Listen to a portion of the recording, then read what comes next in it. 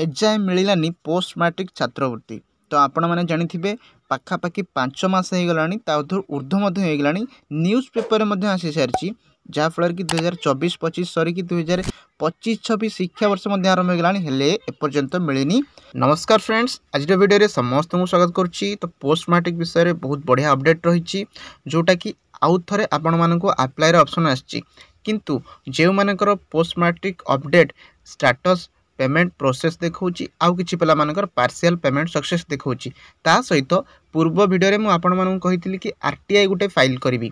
RTI file अर्थात सेठी आपण मानन को मु देखेबी कि जो हमर अधिकारी मैंने अछन ताकू आरटीआई फाइल करके पचारिबी जे कोन पई एते दिन हला मिलुनी, काहे कि मिलुनी, कारण कोन दर्शाओ। किंतु आम भारत में जानी लॉ एंड ऑर्डर केमिति काम करुच्ची।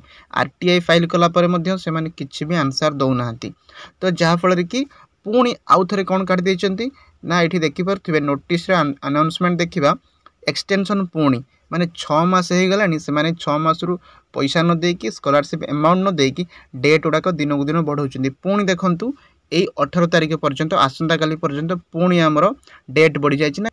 सबुठ प्रथम आप देखिपारंतु ये अनाउंसमेंट सेक्शन में देखो लिखाई extension of deadline post matric.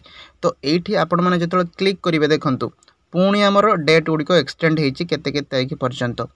Close date for submission of आमर ऑनलाइन एप्लिकेशन 18/6 माने आसंता काली होची 18 तारीख माने आपण माने 6 मास आगुर अप्लाई करथिले पुणी से माने आसंता काली पर्यंत मझिरे बंद हो जाइथिला। पुणी पोर्टाल टू खोल देछन कहउछन आउ थरे अप्लाई करंतु। केही अप्लाई करिवेनी, समस्त अप्लाई कर सारिचंती। समस्त खाली हमर स्कॉलरशिप अमाउंट भी दरकार। फर्स्ट ईयर सरी कि सेकंड ईयर होबा को बसिलानी, बहुत पिलांकर सरी भी जाइथिबो किंतु से माने दौनाहांती कहउछन आउ थरे अप्लाई कर। देखंतु एठी 21 तारिख सुद्धा समस्त को अप्लाई करिया पे पड़िबो, जाफल कि डीडब्ल्यूओ जो माने अछन तापरे से माने फॉरवर्ड करेंगे। किंतु समस्त तो अप्लाई कर सारी। पेमेंट प्रोसेस देखा सैंक्शन बाय अप्रूव अथॉरिटी हो सारी हेले भी से माने दौना। तो किसी गोटे पिला मानकर मु आपण मानू देखौची स्टेटस कौन रही तापर आमे कथा हबा। आमे प्रथमे स्टेट स्कॉलरशिप पोर्टल को जिबा, तापर एठी सर्च करिकि मु आपनको देखौची। देखंतु आपण प्रथमे निजर क्रेडेंशियल सब दे देबे, जहाँ भी आपनकर आईडी थिबो पासवर्ड देकी लॉगिन कला परे देखिए आपणकर जो स्टेटस टी चेंज हो जाइए जोटा कि देखंतु ए पिलाटर आमर पेमेंट प्रोसेस देखौची। या पूर्वर आमर सैंक्शन बाय अप्रूव अथॉरिटी रही जहाँ फल कि पेमेंट सक्सेस एबे देखौची।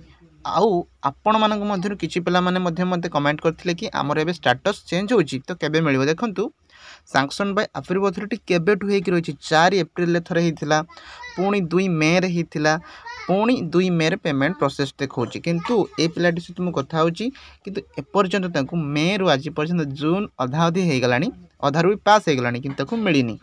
तो देखंतु जेते प्रकार उपाय थिला सब आमे चेष्टा कले, जहाँ फल कि जोटा मु आरटीआई फाइल करी सहित ट्विटर में आपण मानक कही आपण मैंने टेलीग्राम चैनल जॉइन करते ट्विटर में ट्राए करते। देखो जिते प्रकार आम पाखे अच्छे आम कले कि तरफ किसी भी रेस्पॉन्स मिलूनी। शेष में कौन मिलूँ ना आउ 2-3 दिन आपण मानक डेट बढ़ाई माने 6 मास रु पुणी आउ थे आपन को दिखाई अप्लाई कर केते पिला अप्लाई कर जी करवा कथा अलरेडी कर सारी। तासो आज न्यूज पेपर में बाहरी कि सामाजिक गणमाध्यम तीव्र असंतोष माने आम जो सोशल मीडिया यूज कर यूट्यूब रे आमे माने आपण मानक चेष्टा करूँ सेठी असंतोष न्यूज चैनल मीडिया जेते कवर कले भी आपण मानक स्कॉलरशिप मिलूनी। विभाग को जोगाजोग कले मिलूनी उत्तर। मुझे कॉल रे आपण मानक शुणैथिली जे से मानक पाखरे किछि खबर नाई, ताहले ता ऊपर आमे छाड़ीदेवा आउ ट्वीट बारंबार करुवा जहाँफल कि सहीटा ही आमर गोटे मात्र उपाय। यही सिचुएसन पर आपण मानकर कौन मत आपण माने कमेंट रे जणांतु।